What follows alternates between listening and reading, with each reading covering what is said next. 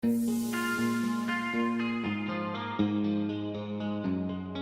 estimó la necesidad de hacer una revisión a la ley para prevenir y eliminar la discriminación del Distrito Federal, publicada el 24 de febrero de 2011 y cuya última reforma data del 24 de abril de 2017.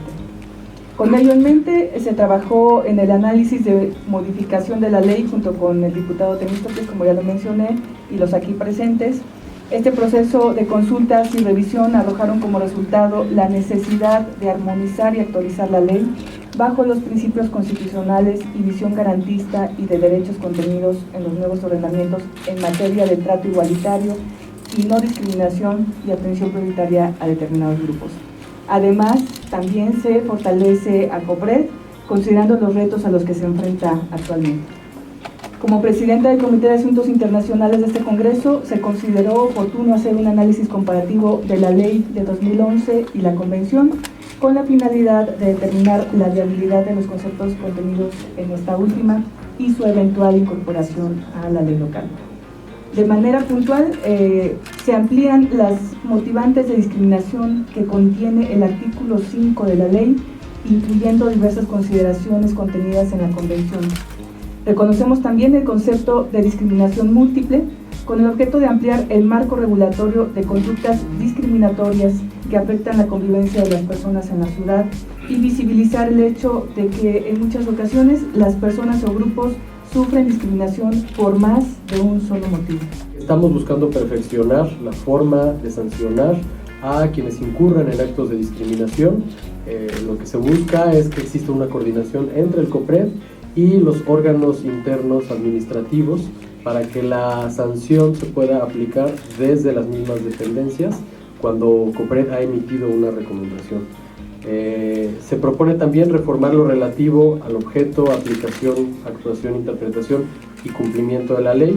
Se agregan definiciones y se homologan otras en el artículo 4 de la ley, en el cual se concentran los términos que se emplean a lo largo del cuerpo normativo, como lo es la definición de estereotipos, a partir de la investigación que ha llevado la red de investigación sobre discriminación, y se replantea la definición de estigma. Estos dos conceptos, estereotipo y estigma, son importantes cuando COPRED decide analizar un caso, cuando deciden resolver si alguien incurrió en un acto de discriminación. Estamos también buscando ampliar los grupos de atención prioritaria que no están contenidos en la actual ley, pero que sí son reconocidos en la Constitución de la ciudad, como son las personas que residen en instituciones de asistencia social, personas privadas de su libertad, minorías religiosas y personas afrodescendientes. Nuestra ley es una ley que tiene, digamos, tres partes.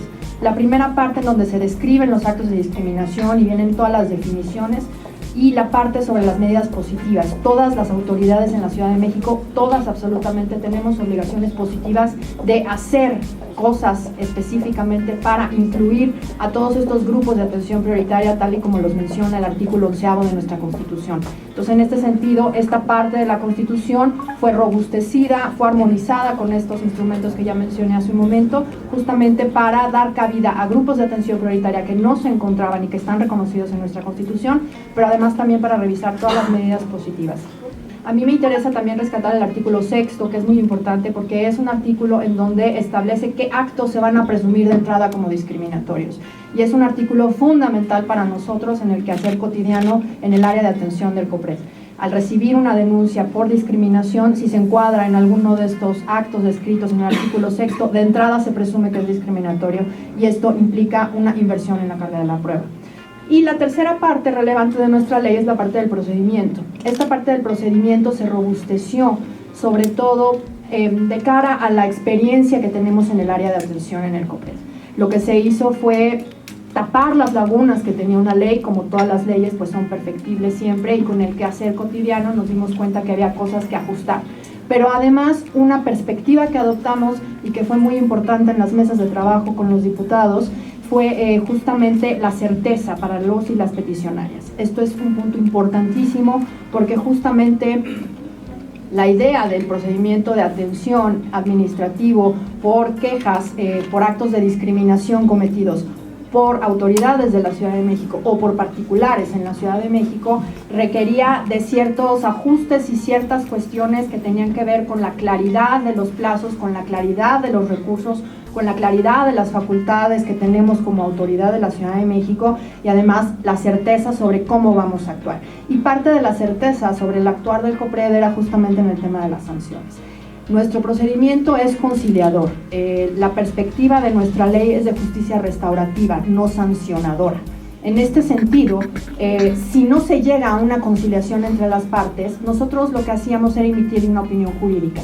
Y lo que se hizo fue justamente robustecer esta parte de la opinión jurídica para que quedara más hacia una recomendación, como tienen las comisiones de los derechos humanos, en donde se establecieran qué medidas recomendábamos adoptar, pero sobre todo, y ya lo mencionó también el diputado, el tema de darle vista a las autoridades administrativas competentes para que fueran ellas, o sean ellas, quienes interpongan las sanciones administrativas procedentes.